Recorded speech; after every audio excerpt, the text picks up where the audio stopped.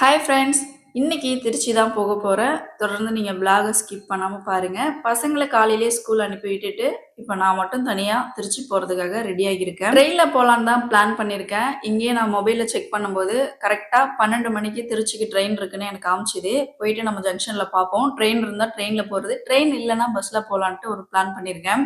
அதுக்கு முன்னாடி பஸ் டிக்கெட்டுக்கு காசு வேணும். எங்கே பார்த்தாலும் நம்ம ஜிபே, ஃபோன்பே தான் பண்ணிட்டு இருப்போம்.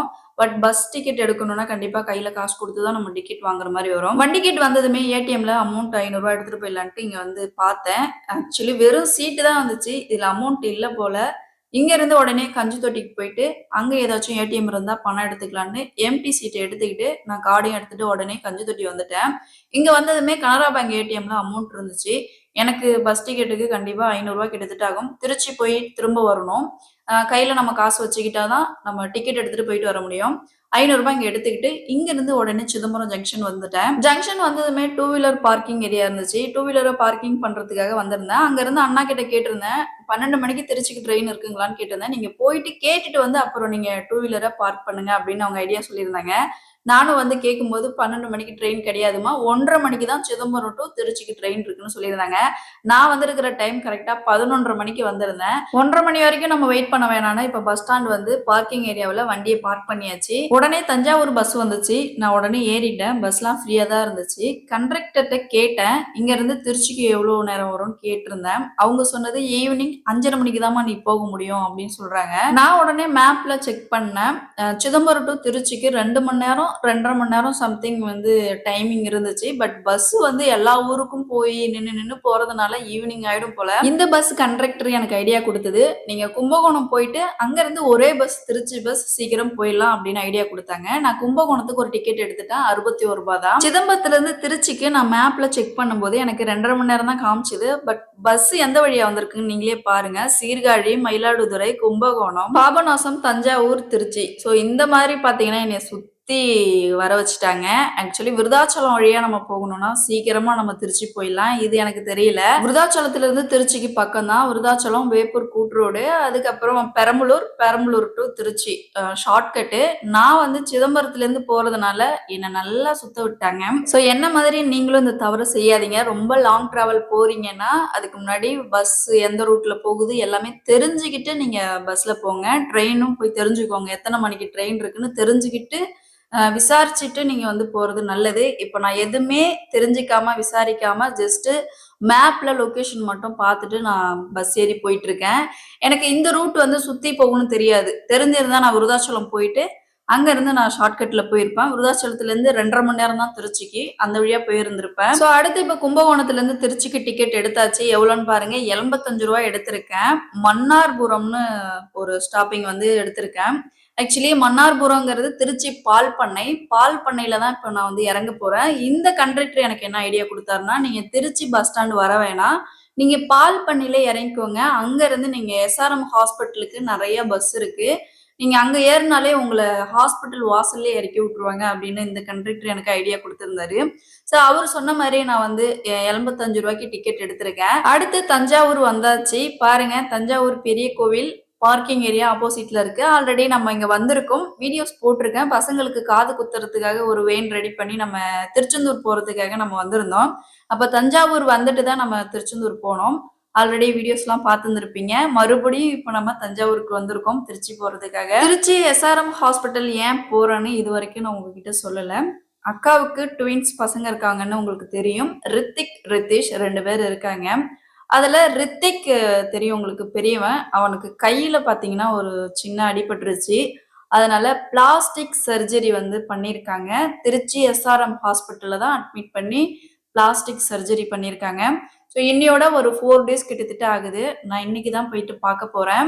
பசங்களை காலையிலேயே ஸ்கூல் அனுப்பி விட்டுட்டு தான் போயிட்டு இருக்கேன். ஆக்சுவலி ரிட்டர்ன் திரும்பி வந்துடலான்னு தான் போறேன்.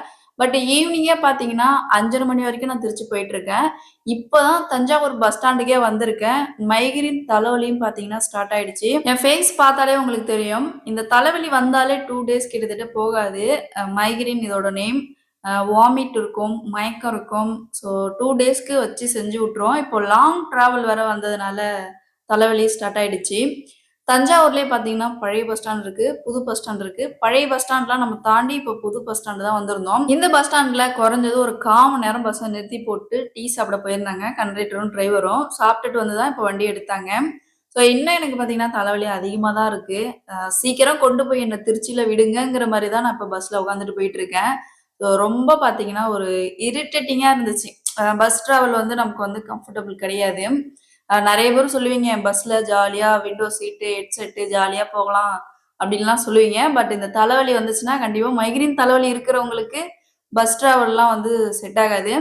இப்ப திருச்சி கிட்டத்தட்ட நம்ம வந்து வந்திருக்கோம். தஞ்சாவூர்லேருந்து இப்போ திருச்சி கிட்டத்தட்ட நம்ம வந்திருக்கோம்.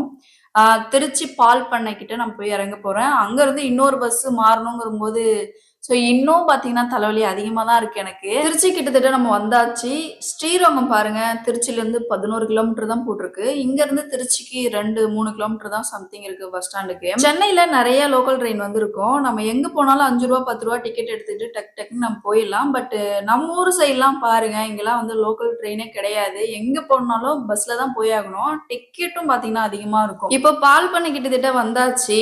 இங்க இப்போ பஸ்ஸ விட்டு இறங்கி நான் எந்த பக்கம் போகணும்னே தெரியல. யார்ட்டயாச்சும் விசாரிக்கணும். இது போல எஸ்ஆர்எம் ஹாஸ்பிட்டல் போகணும். எந்த சைடு போய் பஸ் ஏறணும்னு கேட்டுட்டு, நான் அடுத்த ஸ்டெப் பார்த்தீங்கன்னா, நான் எடுத்து வைக்கணும்.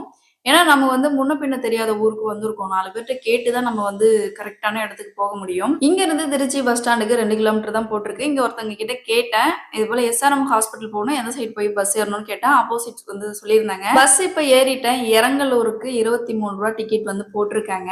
இப்போ எஸ்ஆர்எம் ஹாஸ்பிட்டல் முன்னாடியே பார்த்தீங்கன்னா, இறக்கி விட்டு போயிட்டாங்க. ஆக்சுவலி ஒரு சம்பவம் நடந்து போச்சு. பஸ்ஸுலேருந்து ஆக்சுவலி எல்லாருமே நம்ம கைய புடிச்சு தான் நம்ம கீழ இறங்குவோம். அந்த மாரி நான் கை பிடிக்கிற இடத்துல பார்த்தீங்கன்னா, ஏதோ கம்பி மாரி இருந்திருக்கும் போல.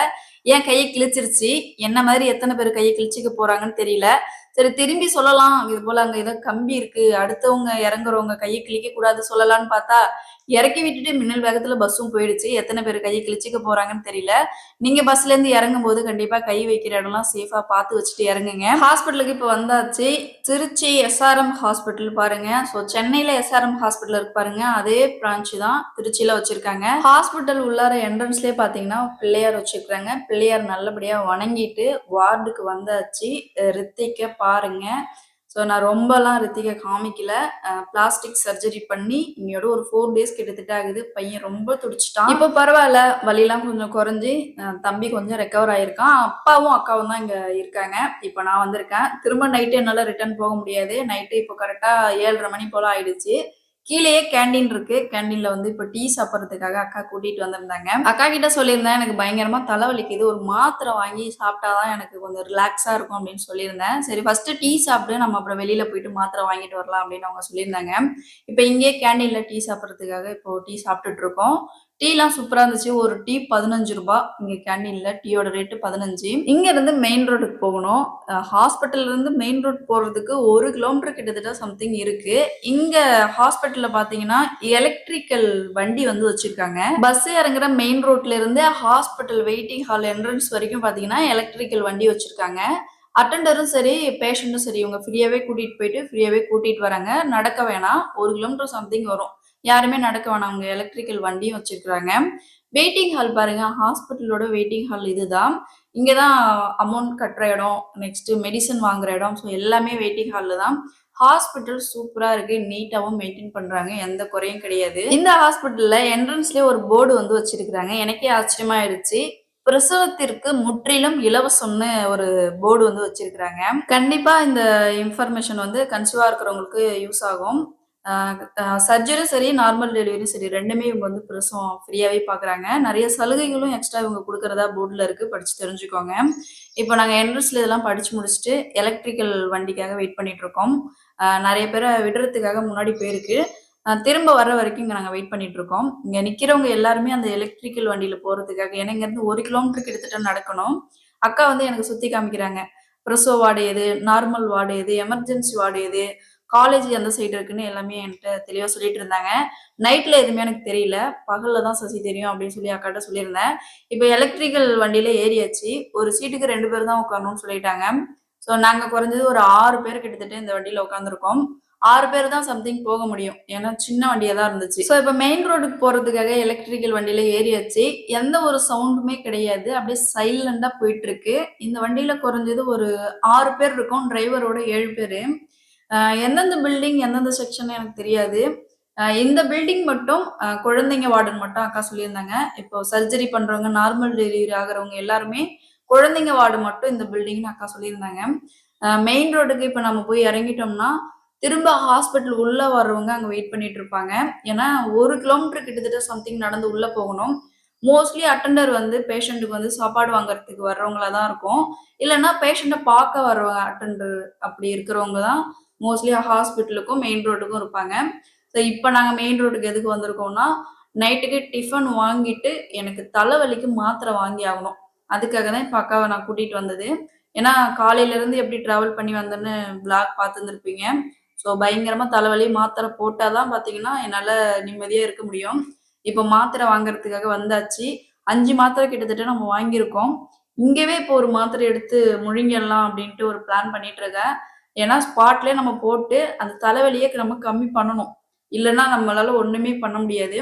இப்ப இங்க மெடிசன் வாங்கியாச்சு. ஒரு மாத்திரையும் பார்த்தீங்கன்னா, ஓப்பன் பண்ணி இப்ப எடுத்து வாட்டர் அவங்க கிட்ட கேட்டுருக்கேன். தண்ணி வாங்கி மாத்திரைய முழுங்கிட்டு தான் இப்ப திரும்ப சாப்பாடு வாங்கிட்டு ரூமுக்கு போகணும். ரித்திக் கூட அப்பா இருக்காரு. அப்பா விட்டுட்டு தான் இப்ப நாங்க வந்திருக்கோம். இந்த ரோட கிராஸ் பண்றது தான் பெரிய கஷ்டமாவே இருக்கு. ஏன்னா வண்டிலாம் பார்த்தீங்கன்னா, மின்னல் வேகத்துல வேகமா போயிட்டுருக்கு.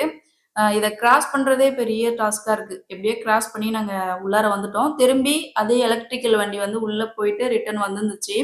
இந்த எலக்ட்ரிக்கல் வண்டியோட டைமிங் பார்த்தீங்கன்னா, 8:30 மணியோட குளோஸ் நைட்டு. திரும்ப காலையில 8 மணிக்கு தான் திரும்ப ரன்னிங்ல இருக்கும். அதனால 8:30 மணிக்குள்ள நம்ம என்ன வேலையா இருந்தாலும் வெளியில வந்து போற வேலைய நம்ம முடிச்சுக்கணும். இல்லன்னா நடந்து தான் நடராஜா தான். ஸோ இப்ப நாங்க ரிட்டர்ன் வந்து வண்டியிலே கிளம்பிட்டோம். ஸோ எல்லா ஹாஸ்பிட்டல்லும் இந்த மாரி எலக்ட்ரிக்கல் வண்டி வச்சிருக்க மாட்டாங்க. இந்த ஹாஸ்பிட்டல்ல வச்சிருக்கிறாங்க. 1 கிலோமீட்டர் என்ட்ரன்ஸ்க்கு போயிட்டு வர்றதுக்கு யூஸ்ஃபுல்லா இருக்கு. அட்டெண்டருக்கும் சரி, பேஷண்ட்டுக்கும் சரி ரொம்ப யூஸ்ஃபுல்லா இருக்கு. இப்போ நாங்க திரும்ப ஹாஸ்பிட்டலுக்கு வந்தாச்சு. தம்பிக்கு வந்து ட்ரீட்மெண்ட் எப்படி போகுதுன்னா, அப்பப்போ இன்ஜெக்ஷன் வந்து கையில குடுத்துருக்குல லைன் வழியா இன்ஜெக்ஷன் போட்டு விடுறாங்க. 1 டூ 1 நாள் வந்து கட்டு பிரிச்சுட்டு, புது கட்டு போட்டு விடுறாங்க. ஸோ இப்ப சாப்பிட்டுட்டு இங்கேயே தான் நாங்க எல்லாம் தூங்க போறோம். நான் நாளைக்கு ஊருக்கு கிளம்பிடுவேன். வார்டுல தான் பார்த்தீங்கன்னா, நாங்க 3 பேருமே தூங்க போறோம். அப்பா ஒரு பெட்டு, நான் ஒரு பெட்டு, அக்கா ஒரு பெட்டு. ஸோ வாய்ஸ் குடுக்கறதுக்காக ரொம்ப லேட் ஆயிடுச்சு. ஸோ அதனால தான் வீடியோ போட டிலே ஆயிடுச்சு. ஸோ இந்த வீடியோஸ் பத்தி என்ன நினைக்கிறீங்கன்னு மறக்காம கமெண்ட்ல சொல்லிடுங்க. நாளைக்கு ஃபுல் டே என்ன பண்றேன்னு அடுத்த விளாக்ல, அடுத்த வீடியோல நீங்க பார்ப்பீங்க. வீடியோ பிடிச்சிருந்தா மறக்காம லைக் பண்ணிடுங்க. சேனல ஃபர்ஸ்ட் டைம் பார்க்குறீங்கன்னா, மறக்காம சேனல சப்ஸ்கிரைப் பண்ணிக்கோங்க. அடுத்த விளாக்ல சந்திக்கலாம். பாய்.